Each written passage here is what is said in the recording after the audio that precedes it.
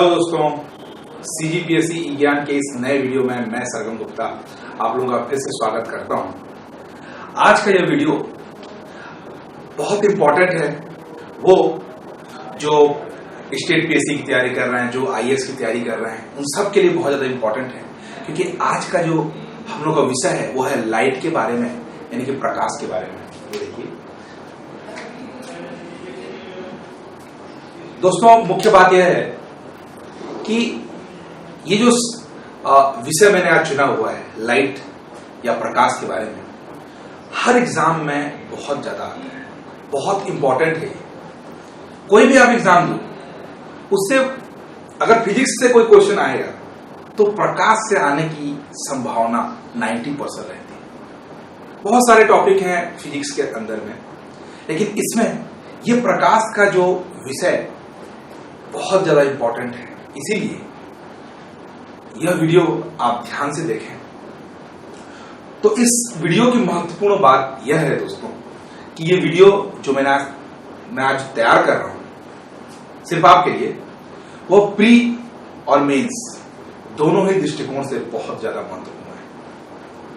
पहले हम प्री के दृष्टिकोण से देखेंगे, मतलब दो दृष्टिकोण क्या था, एक ऑब्जेक्टिव के और दूसरा डिस्क्रिप्टिव, यानी कि प्री और मेंस दोनों के आधार पर हम लोग चर्चा करेंगे। तो सबसे पहले प्री के आधार पर बात की जाए तो जो भी इंपॉर्टेंट इस पे क्वेश्चन आ सकते हैं, जो अभी तक आए हैं और आने की जो संभावना है भविष्य में, उसकी कुछ कलेक्शन से मैंने ये नोट्स तैयार किया हुआ है। मेंस के लिए तो आपको डिस्क्रिप्टिव टाइप से क्वेश्चन पूछे जाएंगे, एक क्वेश्चन पूछा जाएगा, उसका आंसर देना पड़ेगा आप लोगों को। प्रकाश क्या है, प्रकाश की प्रकृति क्या है, परावर्तन क्या होता है, अपवर्तन क्या होता है, ठीक है। ये जितने भी आज मैं ज्ञान की बातें आपको बताऊंगा प्रकाश से रिलेटेड, बहुत ज्यादा महत्वपूर्ण है। तो चलिए शुरू करते हैं। काम ज्यादा बातें कम। प्रकाश, धीरे धीरे चलने की कोशिश करते हैं। प्रकाश है क्या दोस्तों? अगर मैं एक बच्चे से भी ये क्वेश्चन पूछूं कि प्रकाश क्या है, तो वो बता देगा कि प्रकाश एक ऐसा चीज है जिससे हम किसी वस्तु को देख सकते हैं। अंधेरे में क्या हमें कोई वस्तु दिखाई देती? नहीं देती। हमें अंधेरे से इसीलिए डर लगता है, सबको नहीं, लेकिन कुछ लोगों को जरूर लगता है, क्योंकि हमें वस्तुएं दिखाई नहीं देती हैं अंधेरे में। लेकिन सुबह का जो समय है, जब सूर्य का प्रकाश पड़ता रहता है, उस समय हमें सभी चीजें स्पष्ट रूप से दिखाई देती हैं। उसकी स्पष्ट छवि हमारा आंख जो हमारे दिमाग पे बनाता है। रात को ये चीजें नहीं हो पाती, इसीलिए हम चीजों को देखकर उसको समझने का प्रयास तो करते हैं, परंतु सफल नहीं हो पाते। इसलिए हमारे दिमाग में हमेशा एक डाउट भरा रहता है, यही डर है। तो प्रकाश एक ऊर्जा है दोस्तों। हम पहले क्लास में मैंने बताया था आपको ऊर्जा के बारे में। प्रकाश एक ऊर्जा होती है, और एक ऐसी ऊर्जा है जिसके माध्यम से हम किसी भी वस्तु को देख पाने में सक्षम हो पाते हैं। ये उसकी परिभाषा है।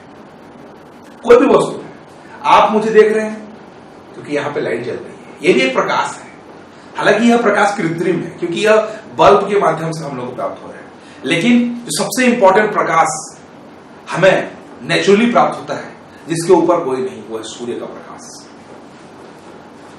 तो दोस्तों, आज की क्लास में हम देखेंगे प्रकाश क्या है।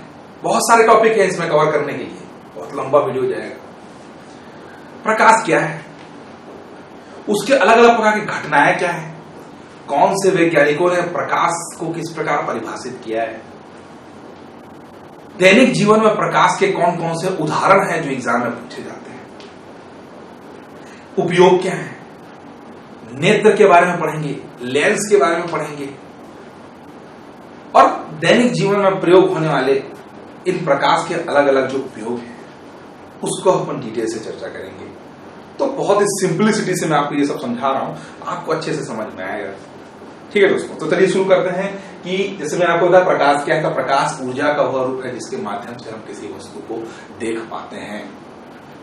लेकिन अगर मैं प्रकाश को डिटेल से बोलूं, ये तो शाब्दिक भाषा में मैंने बोल दिया, लेकिन अगर फिजिक्स की भाषा में बोला जाए तो प्रकाश क्या है। कोई भी वस्तु अगर मैं लेता हूं, जैसे मार्कर, कोई वस्तु लेता हूं, अगर इसको मैं छोटे भागों में डिवाइड करता जाऊं तो हम लोगों को पहले क्या मिलेगा? अणु मिलेगा। पहले तो हम लोग का ये पदार्थ है, उसके अंदर अणु मिलेंगे, फिर परमाणु मिलेंगे, उसके अंदर नाभिक मिलेगा, इलेक्ट्रॉन, न्यूट्रॉन, प्रोटॉन, बहुत ही छोटे छोटे कण तक मिलेंगे। लेकिन क्या प्रकाश में भी ये सब मिलते हैं? प्रकाश के बारे में अलग अलग लोगों ने अपना अलग अलग मत प्रस्तुत किया है। बहुत सारे वैज्ञानिकों में प्रकाश के आधार पर बहुत सारे मतभेद हैं। जैसे सबसे पहले वैज्ञानिक का नाम लेते हैं जिसको बोलते हैं हाइगन। पहले हम लोग टॉपिक का नाम लिखे थे प्रकाश का गुणधर्म।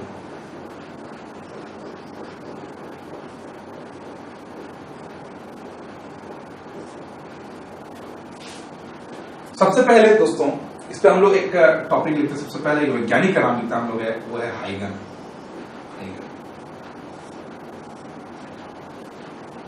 हाइगन का तरंग सिद्धांत आप लोगों ने सुना होगा 10th क्लास 11th क्लास में, बहुत ही डिटेल से इसको बताया गया है। तो हाइगन का तरंग सिद्धांत कहता है कि प्रकाश एक तरंग है। तरंग यानी कि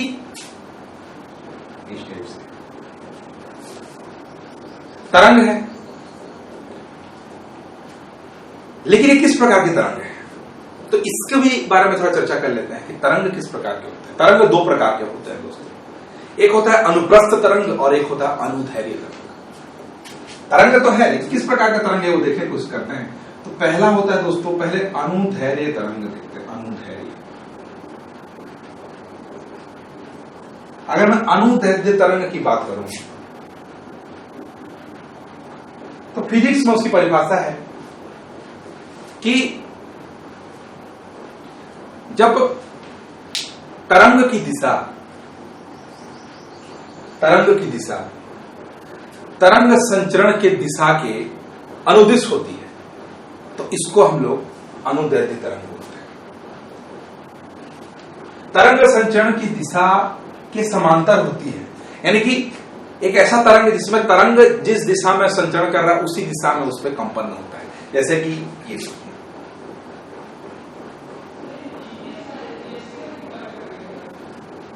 क्या है, अगर मैं ये जगह में ऐसे पकड़ूं इसको इस टाइप से और ऐसे ऐसे इसको मैं हिलाऊं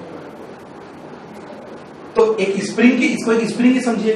स्प्रिंग क्या होता है दोस्तों? स्प्रिंग में ये देखिए, जैसे मैं ऊपर इस टाइप से मैं करूं, ऊपर से नीचे इमेजिन कीजिए, ऊपर से नीचे अगर मैं स्प्रिंग को ऐसे करूं तो वो एक ही तरंग की दिशा में क्या पहले लंबा हो जाएगा, फिर छोटा, फिर लंबा, फिर छोटा, फिर लंबा, फिर छोटा। मतलब इसमें जो तरंग की दिशा है वो संचरण की दिशा के अनुदिश है दोस्तों, ठीक है। मतलब जब मैं ऐसे नीचे करके फिर ऊपर कर देना उसको, नीचे करके ऊपर, तो उसी दिशा में पहले वो लंबाई उसकी बढ़ जाएगी, फिर कम हो जाएगी, फिर बढ़ जाएगी, फिर कम हो जाएगी, जब तक कि स्थिर न हो जाए।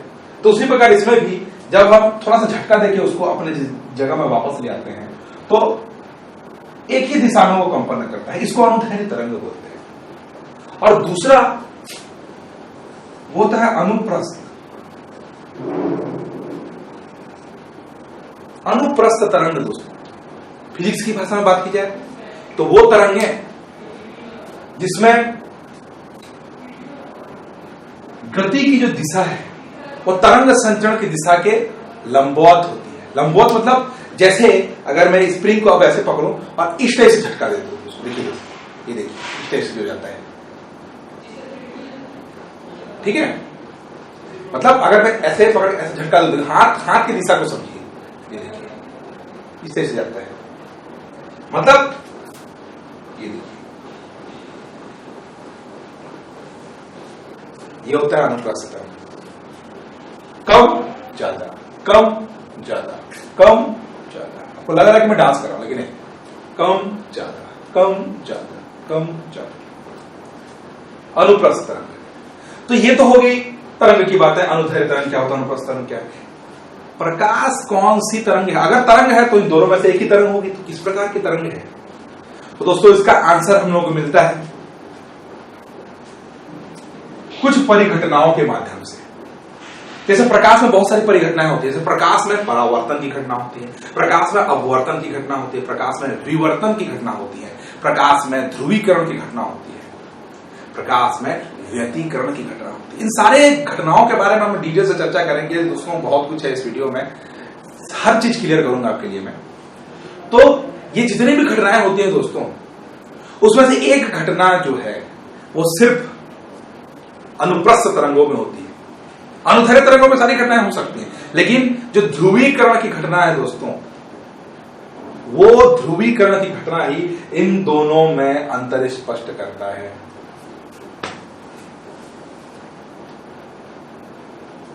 ठीक है दोस्तों, तो ध्रुवीकरण की घटना होती है प्रकाश में। यही स्पष्ट है कि ध्रुवीकरण जिस भी तरंगे में होती है वो अनुप्रस्थ तरंगे होती है। इसीलिए हम लोग बोल सकते हैं कि प्रकाश एक अनुप्रस्थ तरंग है।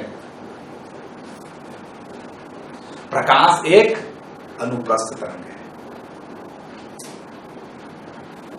और डिटेल से एक वैज्ञानिक ने इसके बारे में बताया, मैक्सवेल। मैक्सवेल ने कहा दोस्तों,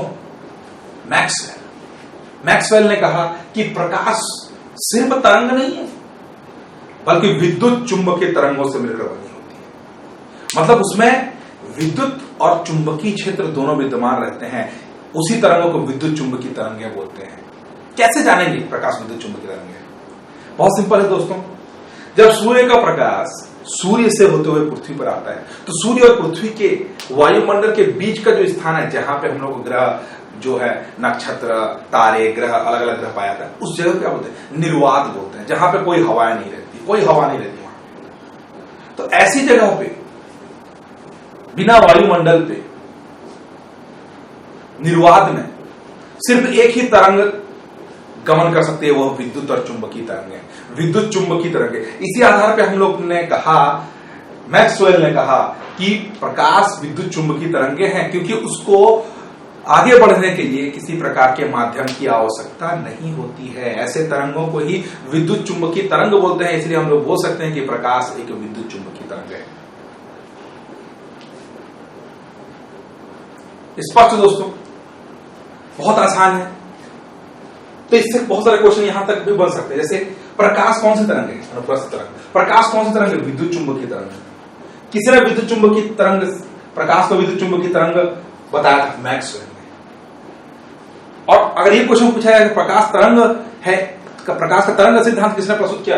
हाइजेनबर्ग ने। ये प्रकाश का।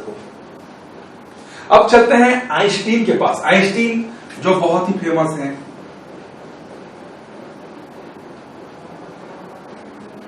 आइंस्टीन E=mc², द्रव्यमान तुल्यता का नियम, बहुत ही फेमस, आप जान रहे होंगे। बहुत ही बड़े वैज्ञानिक जिन्होंने प्रकाश को तरंग नहीं बल्कि कण माना, और उन्होंने प्रकाश का कणिका सिद्धांत उन्होंने प्रस्तुत किया था। साथ ही साथ प्रकाश विद्युत प्रभाव के प्रयोग द्वारा, प्रकाश विद्युत प्रभाव दोस्तों, प्रकाश विद्युत प्रभाव के प्रयोग द्वारा उन्होंने सिद्ध किया था कि प्रकाश तरंग नहीं बल्कि कण है। इनके अनुसार प्रकाश कण है। कैसे कण है? कैसे कण है? अगर कण है तो क्यों है कण? जब कण को हम लोग तोड़ते हैं छोटे छोटे भागों में, तो या तो अणु बनता है, फिर अणु से परमाणु बनते हैं, फिर नाभिक बनते हैं, ऐसे मैंने आपको बताया था। तो अगर प्रकाश से कण है तो उसको भी तोड़ेंगे तो कुछ मिलेगा हम लोगों को। क्या मिलेगा? तो उस सबसे छोटे कण जिससे प्रकाश मिलकर बना होता है, उस कण को आइंस्टीन कहते हैं फोटॉन।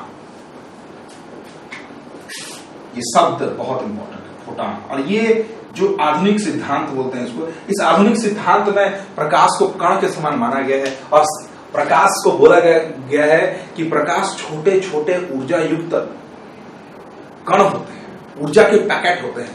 उस पैकेट को, उस कण को हम लोग फोटॉन बोलते हैं।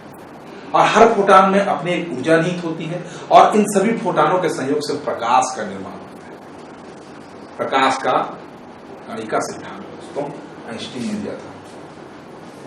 बहुत ही ये अच्छा उनका दृष्टिकोण था, लेकिन हर जगह में ये काम नहीं आता। कहीं प्रकाश कण के समान भी व्यवहार करता है, तो कहीं प्रकाश तरंग के समान भी व्यवहार करता है। तरंग कण, तरंग कण, तरंग कण, दोनों के समान व्यवहार करता है। फिक्स नहीं है प्रकाश तरंग है या कण है। अलग अलग वैज्ञानिक कहते हैं कोई तरंग कोई कण। इसीलिए प्रकाश को हमेशा अगर पूछा जाए कि प्रकाश की प्रकृति कैसी है, तो आंसर दिया जाता है दोस्तों, प्रकाश की प्रकृति द्वैती प्रकृति है। यह दो प्रकार की प्रकृति रखता है।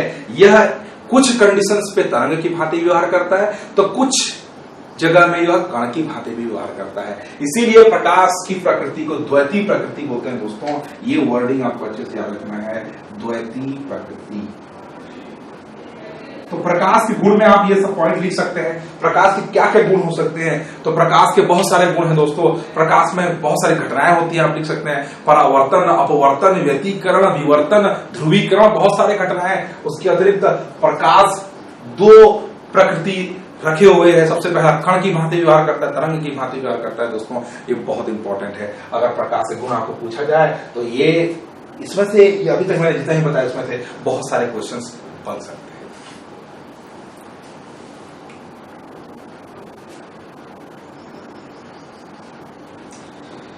अब देखते हैं दोस्तों,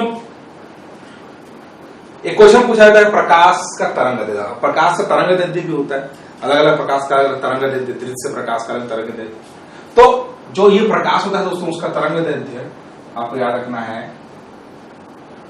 4300 से 7800 के बीच में एंगस्ट्रॉम।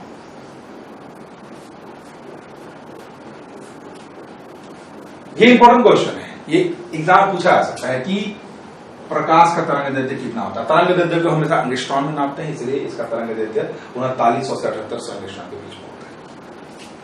तो ये बहुत सारी बातें आप देखते हैं प्रकाश के वेग के बारे में। वैज्ञानिक का नाम दोस्तों याद रखना है आपको, रोमर। रोमर बहुत ही फेमस वैज्ञानिक, जिन्होंने सबसे पहले यह बताया कि प्रकाश का वेग कितना होता है, प्रकाश का वेग। तो दोस्तों प्रकाश का वेग उन्होंने बताया, वो होता है 3 × 10⁸ मीटर पर सेकेंड।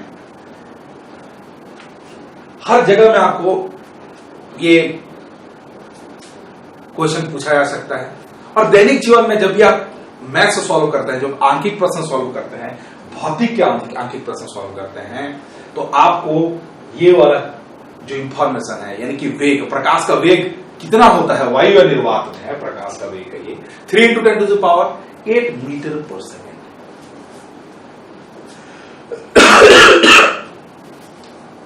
तो दोस्तों क्या यह वेग हर जगह एक समान रहता है? ये क्वेश्चन हमारे दिमाग में उठना चाहिए। नहीं, प्रकाश का वेग हर जगह एक समान नहीं है। प्रकाश वायु या निर्वात में यह प्रकाश की गति है। वायु या निर्वात में प्रकाश की गति, मैं लिख देता हूं ताकि आपको अच्छे से याद रखे। वायु या निर्वात, यानी कि वायु की उपस्थिति में या वायु की अनुपस्थिति में प्रकाश का वेग, जिसको रोमर ने पता किया था, 3 × 10⁸ मीटर पर सेकेंड। तो किन किन बातों पर निर्भर करता है प्रकाश का वेग? तो प्रकाश का वेग दोस्तों निर्भर करता है अपवर्तनांक पर। शब्द है अपवर्तनांक।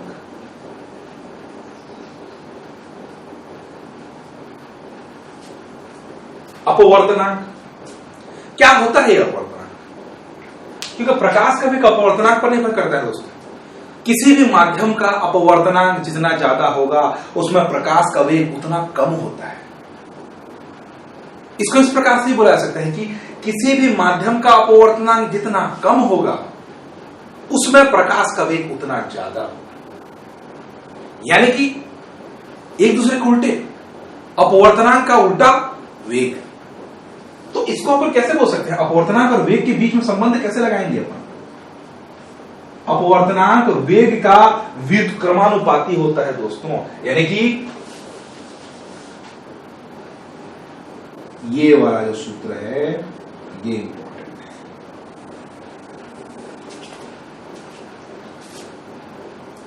अपवर्तनांक वेग के व्युत्क्रमानुपाती होता है, यानी कि किसी भी माध्यम, अपवर्तनांक माध्यम का होता है दोस्तों। माध्यम क्या होता है?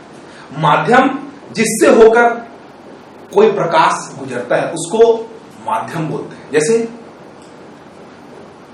नॉर्मल जीवन में मैं अपना जो इंफॉर्मेशन है वो आप तक इस वीडियो के माध्यम से पहुंचा रहा हूं। माध्यम एक प्लेटफॉर्म जिसको बोल सकते हैं, प्लेटफॉर्म जिससे होकर गुजरते हैं। हम लोग हवा में नहीं चलते हैं, हम लोग जमीन पे चलते हैं। चलने के लिए हमारा माध्यम जमीन है। उसी प्रकार प्रकाश को भी चलने के लिए एक माध्यम की आवश्यकता होती है। तो माध्यम कुछ भी हो सकता है दोस्तों। प्रकाश ऐसा नहीं कि कहीं भी नहीं जा सकती, प्रकाश सिर्फ रात में दिखाई नहीं देती दोस्तों, बाकी हर जगह में प्रकाश जा सकती है। निर्वात में भी प्रकाश जा सकती है, वायु में भी जा सकती है, कांच में भी जा सकती है, हीरे में भी जा सकती है, जल में भी जा सकती है, हर जगह प्रकाश जा सकता है। तो कोई भी माध्यम क्या हुआ आप लोगों को समझ आ गया? माध्यम यानी कि प्लेटफॉर्म जिससे होकर प्रकाश गुजरता है, जिसके माध्यम से प्रकाश एक जगह से दूसरी जगह जाता है, एक स्थान से दूसरी जगह स्थान जाता है, उसको हम लोग माध्यम बोलते हैं। तो किसी भी माध्यम का अपवर्तनांक क्या होता है? तो कोई भी माध्यम, जैसे अलग अलग माध्यम ले लेते हैं, जैसे जल एक माध्यम है, वायु एक माध्यम है, कांच एक माध्यम है, बहुत सारे माध्यम होते हैं। तो ये तीनों माध्यम बहुत ज्यादा इंपॉर्टेंट है दोस्तों, जल, वायु और कांच। हम लोग जब प्रैक्टिकल भी करेंगे, जब मैं आपको बताऊंगा प्रकाश के बारे में, तो इन तीन माध्यमों के द्वारा ही आपको सारे प्रैक्टिकल्स मैं बताने जा रहा हूं। तो अपवर्तनांक मोटा मोटा आप लोगों को समझना है। अपवर्तनांक मतलब होता है दोस्तों घनत्व। घनत्व को दैनिक भाषा में क्या बोलेंगे? घनत्व तो फिजिक्स भाषा है, घनत्व तो समझना पड़ेगा आपको। घनत्व यानी कि डेंसिटी। घनत्व क्या होता है? फिजिक्स की भाषा में बोलो तो घनत्व बराबर द्रव्यमान बटे आयतन। Density is equal to mass upon volume. घनत्व बराबर द्रव्यमान बटे आयतन। बोर लगेगा आपको जब मैं इसकी परिभाषा बोलूं। प्रति एकांक आयतन में किसी भी वस्तु के द्रव्यमान को उसका घनत्व बोलते हैं। प्रति एकांक आयतन में किसी वस्तु के द्रव्यमान को उसका घनत्व बोलते हैं। उसकी परिभाषा है, समझ में नहीं आता है। नॉर्मल बोलचाल की भाषा में देखते हैं। घनत्व मतलब घना। घनत्व मतलब घना दोस्तों, घना। कोई भी वस्तु, कोई भी माध्यम जितना ज्यादा घना होगा, उसमें हम लोग को जाने के लिए उतना प्रॉब्लम होगा। इमेजिन कीजिए कि हम लोग एक जंगल में जा रहे हैं जिसमें बहुत सारे पेड़ पौधे हैं। सुंदरबन अपन समझ लेते हैं, सुंदरबन में अपन जा रहे हैं। छत्तीसगढ़ में भी बहुत सारे जंगल है, बहुत घने। तो कुछ ऐसे इमेजिन कीजिए कि कुछ ऐसा जगह है जहां पे बहुत ज्यादा घने वन है, इतने ज्यादा घने वन है दोस्तों कि वहां पे पूरा झाड़ी वाड़ी लगा हुआ है, उसमें जाने में बहुत प्रॉब्लम हो रहा है। बोलते हैं कि वो जंगल घना है, तो जितना ज्यादा घना है वो जंगल, हम लोग को जाने में उतनी ज्यादा प्रॉब्लम होगी वहां पे, क्योंकि उसका घनत्व तो ज्यादा है। उसी प्रकार मैदान का घनत्व, मैदान में तो जमीन ही है, उसमें तो कोई पेड़ पौधे रहते नहीं है, तो जाने में कितनी आसानी होती है। मतलब हम लोग का वेग घनत्व के विपरीत होता है। वही कंडीशन आता है प्रकाश में भी।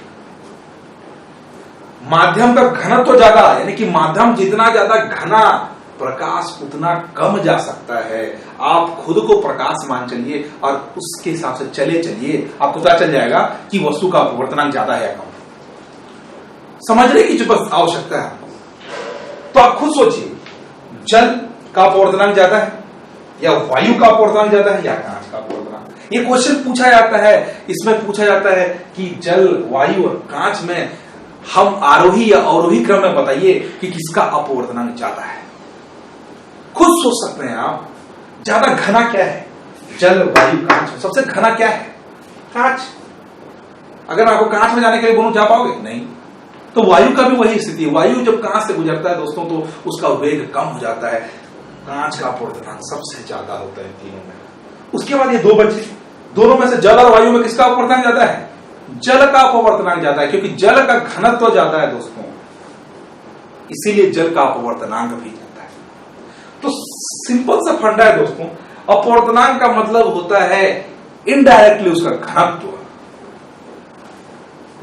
और सबसे कम होता है वायु। वायु में तो कोई मेहनत ही नहीं करना पड़ता, आराम से चले जाते हैं, आराम से जाते हैं। तो जब भी आपको क्वेश्चन पूछा जाएगा कि किसका अपवर्तनांक ज्यादा है, तो इसमें आप आराम से लिख सकते हो। अगर आपको पूछेगा कि इसका घनत्व ज्यादा है, तब भी आप उसको लिख सकते हो। और इसको घुमा के ऐसे भी पूछा जा सकता है कि वायु में या जल में या कांच में, इन तीनों में अगर प्रकाश गुजारा जाए तो प्रकाश का वेग किसमें अधिकतम होगा? आंसर है दोस्तों वायु। ठीक है, तो ये देखिए दोस्तों, सिंपल सा फंडा है। अपवर्तनांक वेग का व्युत्क्रमानुपाती होता है। ठीक है, तो ये रोमर ने बताया था हम लोगों को अब कुछ एग्जाम्स में कुछ हम पूछे जाते हैं कि जब सूर्य का प्रकाश सूर्य से निकलता है, पृथ्वी में आता है, तो कितना टाइम लगता है सूर्य के प्रकाश को पृथ्वी तक आने में, कितना समय लगता है? तो ये समय आपको याद रखना है दोस्तों, ये समय लगता है 499 सेकेंड, यानी कि 8 मिनट और 15 second, 19 second, sorry 8 minute and 19 second, 499 second सूर्य के प्रकाश को पृथ्वी तक आने में लगता है। सूर्य का खुद का प्रकाश है दोस्तों, सूर्य खुद के प्रकाश से चमकता है। लेकिन सूर्य क्या है? एक तारा है। तारे अपने प्रकाश से खुद से चमकते हैं, सूर्य भी एक तारा है। जितने भी तारे हैं उनका खुद का प्रकाश होता है, वो खुद के प्रकाश से चमकते हैं। लेकिन जो ग्रह होते हैं, जो उपग्रह होते हैं, उनका खुद का कोई ऐसा पावर नहीं रहता कि खुद से वो प्रकाश उत्पन्न करें, नहीं होता। कोई भी ग्रह नहीं चमकते हैं, उन लोग वो चमकते हैं सिर्फ सूर्य के प्रकाश के कारण। देखिए दोस्तों, हम किसी वस्तु को कैसे देख पाते हैं, वही फंडा वहां भी यूज होता है। कोई वस्तु को जब हम लोग देखते हैं तो उसे क्या होता है, प्रकाश सबसे पहले उस वस्तु पे टकराती है और टकराते हुए वही प्रकाश हमारे आंख में प्रवेश करती है, तभी जाके हम उस वस्तु को देख पाते हैं। उसी प्रकार से सूर्य का प्रकाश ग्रह से टकराकर हमारे आंखों में आता है तो हम लोगों को ग्रह चमकता हुआ दिखाई देता है। ऐसा लगता है कि ग्रह की खुद की एनर्जी है, खुद का प्रकाश उत्पन्न कर रहा है। चंद्रमा को जब हम रात में देखते हैं तो ऐसा लगता है कि चंद्रमा खुद का प्रकाश उत्पन्न कर रहा है, खुद का प्रकाश उसमें आ रहा है। ऐसा कुछ नहीं दोस्तों, सूर्य के प्रकाश से परावर्तित प्रकाश की किरणें हमारी आंखों में प्रवेश करती हैं, तभी जाके चंद्रमा हम लोग को दिखाई देता है। चंद्रमा का खुद का कोई प्रकाश किरण नहीं है।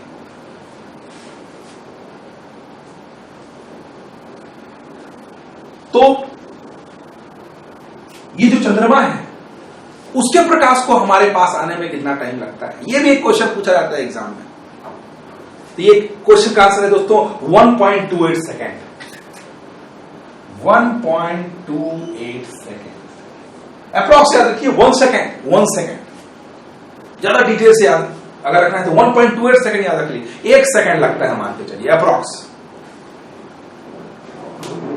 तो ये दोस्तों प्रकाश से रिलेटेड कुछ महत्वपूर्ण बातें, इससे बहुत सारे क्वेश्चन आप लोगों के एग्जाम में बन जाएंगे। अपवर्तनांक के बारे में थोड़ा डिटेल से चर्चा करते हैं, लेकिन अपवर्तन जब हम लोग पढ़ेंगे अपवर्तन, तो अपवर्तन में हम प्रकाश के इस अपवर्तनांक के बारे में डिटेल से चर्चा करेंगे दोस्तों, क्योंकि अपवर्तन से ही अपवर्तनांक निकला है। देखिए अपवर्तनांक डिटेल से देखेंगे जब अपवर्तन पढ़ेंगे आज की क्लास में। अब देखते हैं हम लोग इसके बाद प्रकाश के अलग अलग प्रकार की घटनाएं, प्रकाश में कौन कौन सी घटनाएं होती हैं, इन सारी घटनाओं के बारे में बहुत ही डिटेल से चर्चा करते हैं।